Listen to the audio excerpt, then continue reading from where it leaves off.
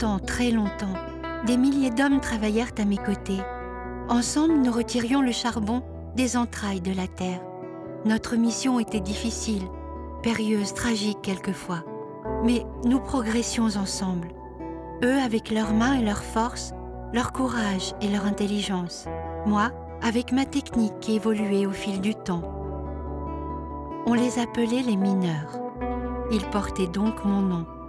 Et je suis si fière aujourd'hui de porter leur histoire. Désormais, je trône à l'entrée de ma ville, Saint-Étienne, et je porte la mémoire de mes autres voisines les mines. Et je sais, au vu des milliers de personnes qui cheminent sous mes yeux, combien je fascine, combien, malgré les herbes folles qui envahissent quelquefois mes vestiges, je représente quelque chose de puissant, magique, mystérieux.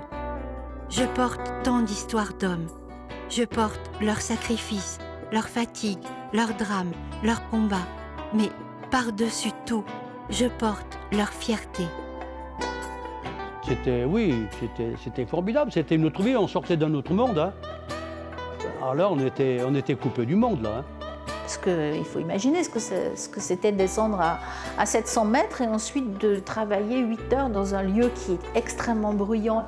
Et puis il y a ces craquements de la terre qui sont exprimés comme étant le pire de tout. Le métier de la mine, c'était difficile, certes, mais on n'était pas dans la misère. Enfin, on n'était pas vraiment dans la misère. Moi, j'ai pas connu la misère. Hein.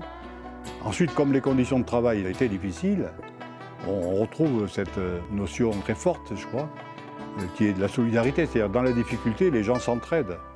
C'est un monde généreux, un monde plein de solidarité, un monde joyeux, je dois dire joyeux, contrairement à ce que tout le monde pourrait penser. Mais c'est vrai que quand on sortait du fond, vous aviez le goût à la vie forcément beaucoup plus que les autres.